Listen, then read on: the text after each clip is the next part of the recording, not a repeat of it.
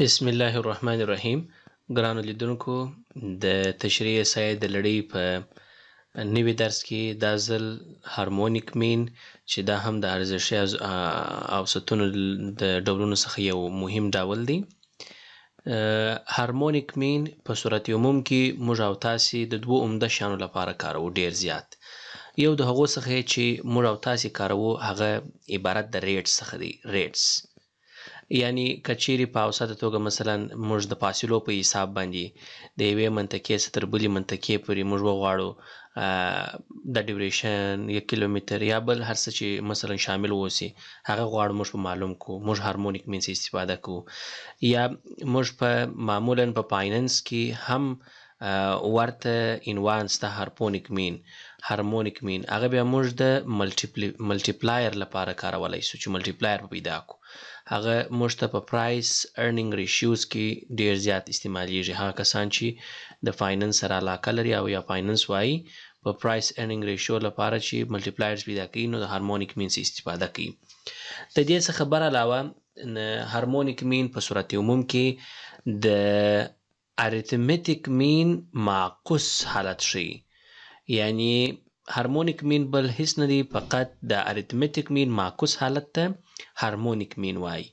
نو که چیرې ستاسې یاد وي موږ خو د اریتمټیک مین فارموله لرله چې هغه سمیشن ایکس آی تقسیم پر ان و، او که فریکونسي درلودلی نو بیا سمیشن اف آی ایکس آی تقسیم پر سمیشن اف آی و چې دا زموږ سس لپاره اریتمټیک مین و.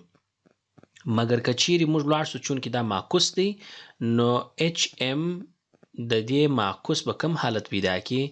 دلته تقسیم یو دی، نو کله چې یو سو دا به ایکس ان یو پر ایکس ان تقسیم څوی پر ان وي. ایکس ان کېدلی سي یو پر ایکس وان جمع یو پر ایکس دوا جمع یو پر ایکس بالاخره تر پایه پورې ایکس ان، دا ټوله یو پر ایکس ان هر قیمت چې اخلي یو پر ایکس آی بالاخره تقسیم پر ان معکوس حالت یې ښیي. نو موږ د دې لپاره چې په هارمونیک مین باندې سر خلاص کو، کولی سو یو مثال په کار واچو. د یو موټر سرعت د وخت په مختلفو لحظو کې په ترتیب سره، یعنی په مختلفو وختونو کې د یو موټر ویلوسیټي سرعت ښیي 15 دی، بیا 20 او بیا 25 ثبت شوی دی کیلومتر پر ساعت باندې. درې ابزرویشن موږ ته راکول شوي دي او تاسو ته ویل شوي دي چې د دې هارمونیک مین پیدا کړئ. هارمونیک مین په صورت عموم کې موږ په اچ سره ښودلی سو. اچ سره چې کله تاسې ښایست نو معمولا موږ خو درته وایو چې معکوس ښیي، ریسیپروکل اف د کوم ډاټا درته وایي د اریتمټیک مین. کله چې اریتمټیک مین رالی موږ خو ان لرو، ان زموږ څو دی؟ 3. زموږ ان څو دی؟ 3 دی، 3 ابزرویشن لرو او د دوی معکوس یو پر ایکس دی. د ایکس پر یو پر ځای معکوس یې لیکي چې یو پر 15 جمع یو پر 20 جمع یو پر 25 کیلومتر پر اور د ټولو لپاره مشترک دی، کولی سي ولیکي یو ځای. دا مساوي کیږي که دا کسر الکسر شکل جوړیږي، دا تاسې کولی سي په دې ترتیب سره هم جوړ کړئ، ساده بسیطه ریاضي ورباندې عملي ورباندې کاروئ. درې زه صورت وړلی سم، دا نور ټوله عمومي مشترک زه د دوی لپاره نیسمه. فرض که دا ټوله که تاسې د دې عملیې څه وباسئ کولی سي په دې تخنیک سره اوسا لاسته راوړي. کسر الکسر شکل دی، ساده کوي. داسې هم کولی سي چې د دوی ټولو څه یو مشترک نیسي، چونکې داسې یو عدد نسته چې هغه د هر یو دپاره راسي، نو کولی سي سره ضرب یې کړي. دوه عددونه چې هم پر ده باندې تقسیم سي، هم پر ده او هم پر 25 باندې. وروسته تر هغه پر هر یو تقسیموي تاسې چې بالاخره ستاسو دپاره هغه عدد په لاس درکړي.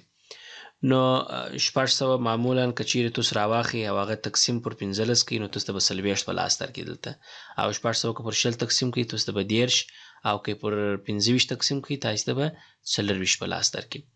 بالاخره دا مساوي کیږي 3. دا نور هم ساده کوئ تاسې، بیا کسر الکسر ځین جوړیږي. تاسې کولی سي دا کسر الکسر د خپل شکل څخه وباسئ، په دې تخنیک یې جوړ کړئ. 3 ضرب 600 د 1894 په مخرج کې لیکئ. که هغسې نه کوئ بل رقم هم کولی سئ تاسې. دا په دې ترتیب هم کېږي چې 3 په خپل ځای کې لیکل کېږي، د دې مخرج یو دی، دا بل ورته سرچپه کېږي چې 600 صورت ته ځي او 94 مخرج ته ځي. دا که چیرې وګورئ بیته همدغه 1800 پر 94 تاسې ته په لاس درکوي. دا مساوي کېږي بالاخره ستاسې ځواب 19.15 کیلومتره پر ساعت به د دوی هارمونیک مین اوسط راوخیږي که دغه 3 ابزرویشنه یا مختلف قیمتونه په د موټر د سرعت ته ثبت سوي واوسي، اوسط به یې دومره وي.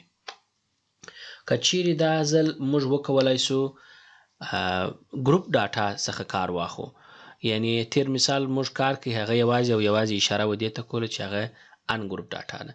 دا ځل موږ کوشش کوو چې پر ګروپ ډاټا باندې یو مثال حل کو.